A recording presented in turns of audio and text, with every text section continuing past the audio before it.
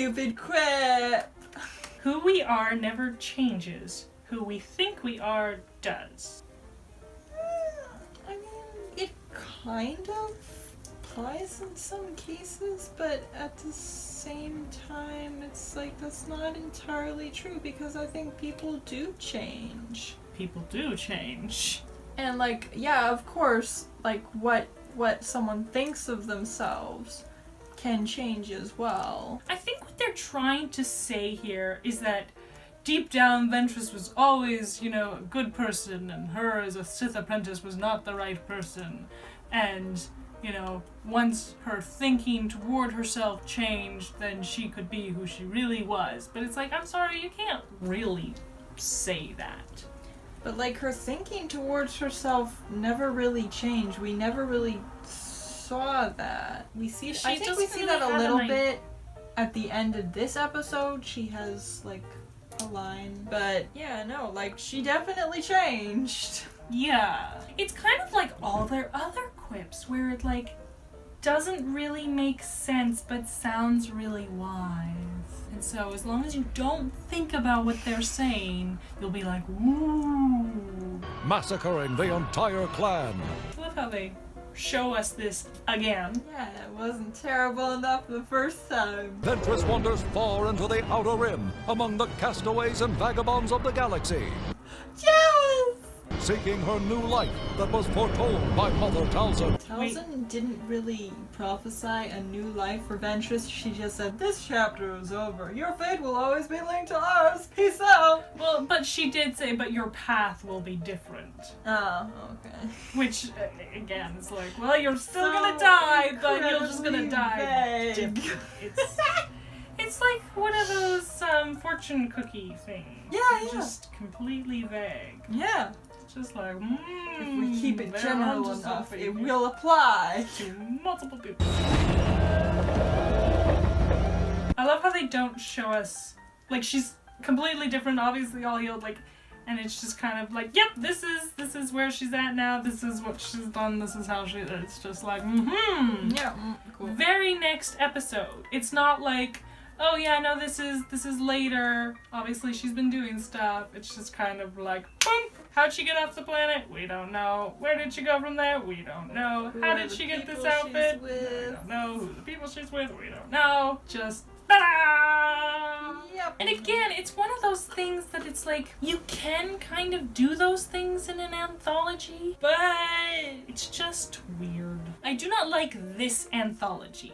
Because I was thinking about it, I was like, what other anthologies have I ever really, like, read or something? And I read the Silmarillion, and I think that's technically considered an anthology, and I loved that book, so... Yeah, and I've read some anthologies of a particular writers, like it's a collection of short stories, so it's like technically an anthology as well. And yeah, I really enjoyed those. Why doesn't it work here? Because TCW sucks. I mean, I love her outfit. Like, this design is super cool. I have to say, I think the one she was wearing in the last episode is my least favorite because it just makes me think of South Park. I think I got like a little toy of him once, and that was my first introduction, and I thought it was the cutest little thing because it was literally like this big, and you just got the little but like that's what her like outfit in the last episode kind of makes me think of. And so like this is much better. Yeah. Like way cooler. Wow, straight up. So I was thinking about it, and you've noticed that over the years they've raised the ratings on movies that have tobacco and alcohol consumption because they're like, we don't want to promote these kinds of things to children. Right. This show didn't get the memo. And like, you can say, oh, well, she's a bad character, right? Like, she's the bad guy, so kids won't be like identifying with her and thinking, oh, this is obviously cool, but it's like, I'm sorry, no, that's not really how that works. She's not even like the bad guy at this point. In last episode, she was a total victim. She's still a cool character, and it's still like, you're normalizing it. to children. It's like, on the one hand, yeah, they see it other places. I mean, like, maybe even in their own families, but it's still like, there's a reason why they changed the ratings if movies or shows included those things. Because, yeah, we don't want to make this pervasive and normalized and stuff like that, because these are unhealthy behaviors. So, it's like, but here comes TCW. Good show. I'm not much of a talker. I love Ventress. She's so cool. I love her. Like, look at her. Her design. I love it. I'm Bosk. Wasn't he in the Obi-Wan undercover arc? Yeah. So I guess he got out of prison. No, that prison must be like insanely easy to break out. Cause yeah, they have no security cameras. And it's not like security cameras aren't a thing in Star Wars, because like there's a security camera that is crucial to the plot at the end of season 5, so they didn't think to get more of them. They just conveniently place They put one cameras for in the one plot. cell, but Yeah. not in any of the hallways or anywhere else. I can just imagine when they were escorting Letta in. Here, you get the special cell with the security camera. Lucky you! Don't do anything embarrassing.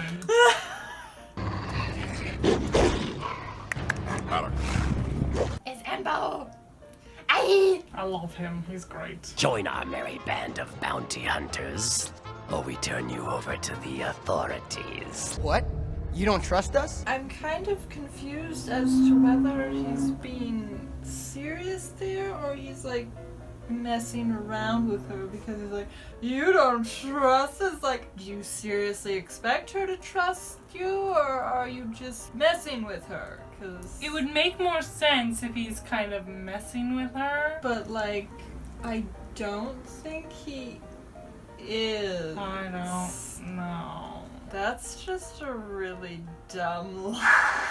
Here, we just It doesn't threatened really to turn you over Makes to the authorities. sense for them to hire her. It's like, oh, here's this person that we don't know at all. You know, it's just like, hey, they could be a total, like, pathetic failure. I mean, like, she said she stole the lightsaber, Where did you get the lightsabers? Stole them. so, like, maybe that's like, okay, well, she must have some skill. They have no reason to trust her. Yeah, no, that really backfires on them later. Yeah. It's like, here, let's bring this, you know, like, wild card with us on this job. Yeah, I don't know, maybe they were desperate because, yeah, they said they needed 6 hunters, so...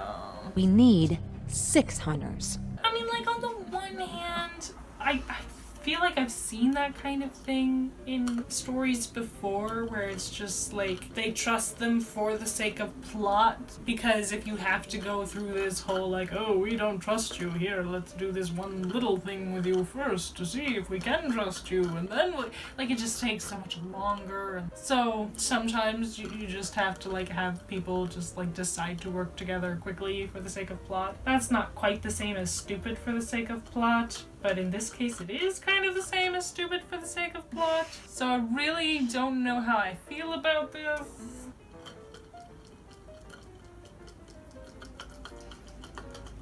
I feel like it would make more sense if they were looking for a 6th person and then they like witnessed an actual like fight between her and maybe someone that they were hoping was going to join them, and she wins. And then they're like, well, obviously she's better than that guy was. And then, so they're like, hey, you know, you look like you got some skills. Why don't you come work with us? And she's like, oh, I'm not a bounty hunter. And they're like, well, hey, it pays really well. Like, why don't you start, what do you got to lose, right? And then she's like, oh, okay, right? But this whole, like, they're threatening her to join them and, like, oh, you're supposed to trust us. And we totally trust you. It's like, it just, the setup... Again, doesn't make sense. Their setups are terrible. I hate their setups. Oh. Anyways, I am calm on the outside, but on the inside. It's like a spiral, like a wheel within a wheel, never ending or beginning on an ever spinning rail, like a snowball down a mountain, or a carnival balloon, or a carousel that's turning, running rings around. Please allow me the pleasure of explaining the mission. Please allow me the pleasure of explaining the mission. I mean, it kind of makes, this is one of those ways that, like, it's exposition that makes sense. Because, yeah, they need to know what they're going to be doing. And the audience needs to know what they're going to be doing. So in this case, like, this is a good way of framing exposition.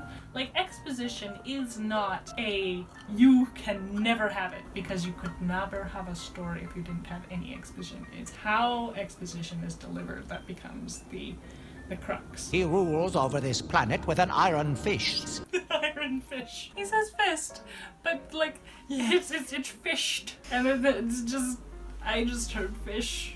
And I'm just picturing an iron fish.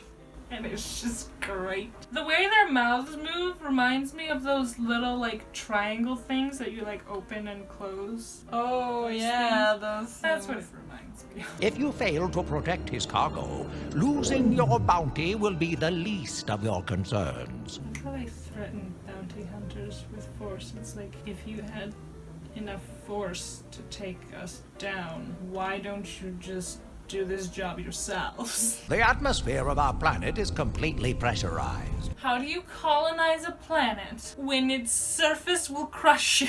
How do you get under the surface without going onto the surface? Except for after you've made all these fancy things. Yeah, no, that's true. Star Wars is great, but sometimes it's just... I'm sorry, what? Why hire 6 expensive bounty hunters to move cargo? Boba Fett here, the way he's talking, you're kind of getting a bit of, like, why he was, like, a respectable bounty. He's mature, he's, like, you know, in charge, he's asking, you know, good questions, things like that. Like, this is where it's kind of like, hey, I can see why this guy became formidable and, you know, respected and etc, etc, etc. But there's other moments where he's still like a whiny kid, and it's like, how did anyone ever, like, team up with this guy? Why would they team up with him instead of being like, somebody kill him because he's annoying me and he's trying to boss me around when he's a kid and has, like, no experience? And it's kind of like, okay, yeah, his dad was Jango Fett,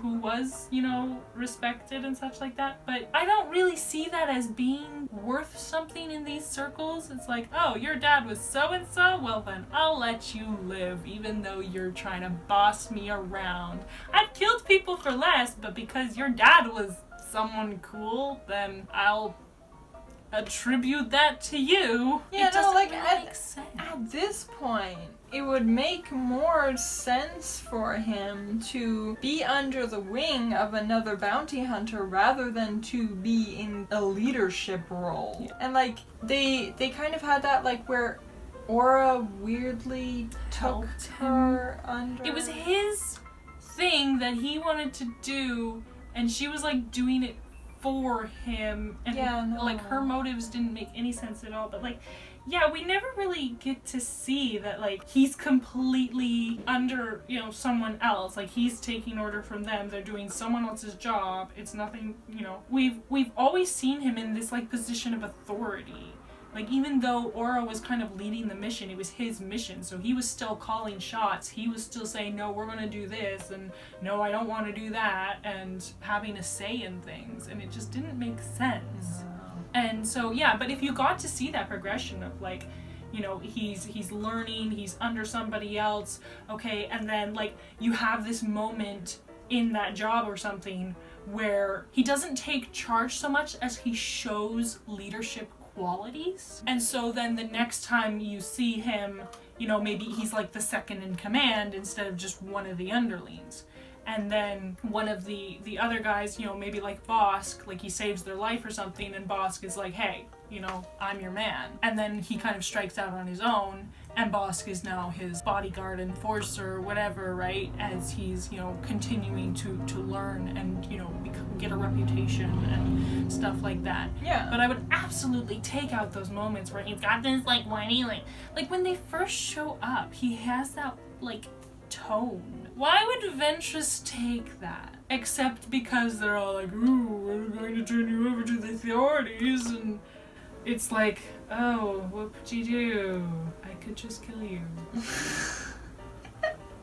Why doesn't she? They're like, ooh, we're gonna turn you in. She's like, oh crap, I guess I have to help you. And it doesn't make sense. She's got nothing against killing people, but they threaten her and she's like, oh, I guess I can't kill you. Have to do what you say. Like, I feel like my setup would have been much better, where she goes along with them because she needs the money and they see that she's got skill, and then you could still have it where, like, she sees Boba and she's like, whoa, he's the boss? Like, what are you talking about? This is your boss. You got a problem with that? But then I would have his response show why he's the boss, instead of him being all like, meh, meh, meh, and then you get to see why he's the boss here in this scene. You make the rules. I follow them. That is what we're protecting. Who cares? As long as we get paid. Looks like we're securing the back platform together. I love Dengar. He's just so chill. Whatever it is, it better be worth all this effort. Leaning casually on the rail. Better be worth all this effort. Yeah, no, you haven't done anything yet. Like, it would have made more sense for her to say that, like, after she was already engaged in battle with these guys. Or, like, you know, if she's like, better be worth all the fuss. Right? Yeah, because that's obviously, you know, but it's an effort. You haven't done anything. You drove there. Oh no, what an effort! I love how Ventress sees them and just totally unimpressed, just like, oh, okay. I love how they're all armed and none of them are using weapons. You're gonna pay for that window? I love those things. They look very, like, cool just as, like, a fashion statement. And then you find out they're actually a crazy weapon thing, and they're even cooler. Mm-hmm. I told you she was awesome. That, to me, is the right way to do violence. Because in the... at the beginning of season 4, with the underwater arc, they show people exploding, and it's like, holy, like, this is for kids, people. But there, they showed the bombs on them, and then you didn't see anything. Mm-hmm. That's the proper way to do, you know, violent stuff in a kids show. Yeah. Right? It's not like you can't have fights and you can't have violence. No, it's just you don't show the graphic, horrific parts of the violence, like people exploding. I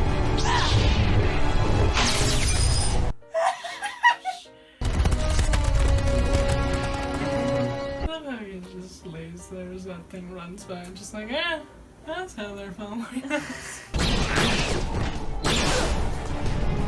Just the angle we were following him there is like a video game. Pew, pew, pew.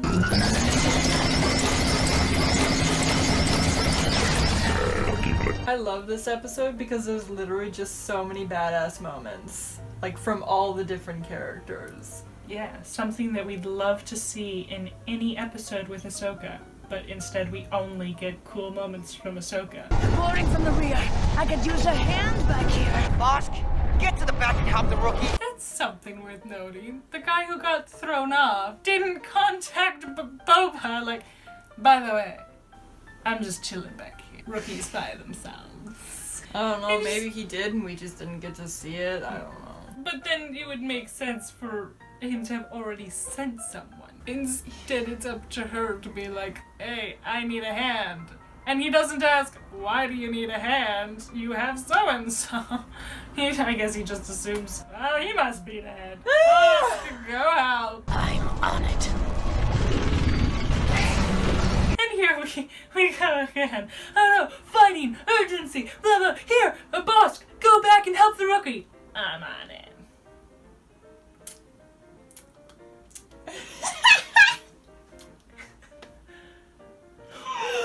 Oh my goodness! What is with them? Did nobody warn moments and think to themselves, that's a little bit slow, given the rest of the stuff we've got going on. Can we maybe speed his walk up just a little bit? Make him look like he's trying to get there quickly? Nope. Apparently not. Like, if he'd been running through there and they had to, like, jump on him or something, that would have been a much cooler exit than that crap we just got there. Over my dead body!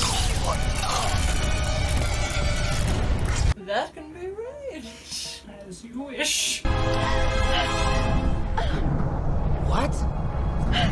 Don't worry, I'll protect you. I love how she's not tied up, the box isn't locked, she's not gagged. You could have been screaming, you could have been pounding on the lid, you literally could have opened it yourself and just gotten out. Like, what? Maybe she was taking a nap, and when it got knocked over, then she woke up. It's one of those things that it's like, if she was just bound and gagged, and he quickly rips off the gag or something. But like, I guess if she was tied up, then he wouldn't assume that she was there willingly. But then it's like, why would you assume she was there willingly if she was stuck in a box?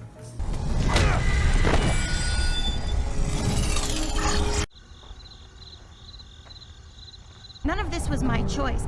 I never asked to be ripped away from my home. You'll never know what it's like. Because bounty hunters always have such easy lives. There's only 2 of us left. I get half. You just got to the game. And she did all the work. He did his fair share. But if it had been down to him, then the prisoners would have gotten away no problem. Right, Because 'cause he he was got- completely taken off guard. And it was down to Ventress to get control of the situation again. Yeah, still, he's been contributing to the best of his ability. Does more than Ahsoka does in a lot of episodes. You have no idea who you're talking to. I have been in charge of this whole Yeah, no, this kind of shows how pathetic Boba is. Yeah, they could have done, like, so much with his character, but they really made him look pathetic a lot of the time. Pathetic and annoying. You pay my price first. Then you get the girl. See, this is Ventress being super smart. She's not just doing a good deed, she's getting paid. Yeet. The girl mentions, you know, she's been taken away from her home and her family, which is the part they kind of focus on. That's how Ventress kind of connects to her, if you will. They also have at the start of this episode, Ventress getting hit on by someone, and she's like, you know, this is unwanted, back off. What's a pretty bald babe like you doing in a desert like this? Get lost. And the Puma, I'm gonna call her Puma. Puma is in the same scenario. There's a guy trying to force this on her. Finally, my bride. Bride. And so there's kind of this like double understanding between Ventress and the girl. Yeah, I can kind of see that. But it's still like, you know, Ventress is not a good person. She's not just doing this, you know, to be nice. It's like, I can get paid twice. She does do it to help, but she takes full advantage. Yeah. That's like if you want to do a character changing, that's a good step, right? Like, Yeah, because, like, at this point, she's at the anti-hero stage. And I don't think she really gets past that stage. Like, she doesn't become an actual hero until that point where she runs into Quinlan Voss and they start working together. So, yeah. I would love to see the two of them together because I Quinlan is just so chill and she's just, like, so cool and... Yes. Oh, I I'm want so to see mad. this. So mad that we never got to see it in the show. If we had, they would have ruined it. So Yeah, I'm yeah, glad yeah. we never got to see it in the show. Here's the payments. I already subtracted my share. Boba's is in there too. Make sure he gets it. Oh, well. And the fact that she's honest enough to just take her share and be like, here you go, guys. And on the one hand, it's kind of funny because, yeah, they technically didn't do the job. But she, yeah, just kind of like, I took my share of the job we were supposed to do, but didn't do. You guys have your share. Make sure Boba gets his. Once I was just like you. When was she ever like them? I guess just the type to just do as you're told and not care about consequences of the people around her. I guess. I feel like it's waxing a little too preachery. I have a future. I think this is one of the episodes that we were like, we should really do a reaction series. Because, like, we watched that and she's like, I have a future now. And she kind of walks away from them. And I was like, okay, what happens after this? Does she kind of awkwardly turn around and be like, but I still need a ride back to civilization? Because I don't know how I'm gonna get out of here otherwise. Like, do I steal a ship or like? She's kind of I have a future now. Okay, good for you. Like, we're still standing here. You're coming back with us. Like, what happens when Boba gets back here? You're just gonna like. Yeah. Slightly awkward. Kind of like. She should have saved her speech there for like after they got back. But it's like, again, what happens when Boba shows back? Because he's gonna be pissed. She must have had to steal a ship to leave, and it's just like, I have a future now. Runs away over the ship. Okay. Did anybody get what that whole thing was about? No, I don't know. It's just like, she's so much better than us. She has a future in crime, just like us. Yes. It's wonderful. It is. Amazing. Yes. It's a very epic ending, but when you think about what happens next, it's like, this is no longer epic.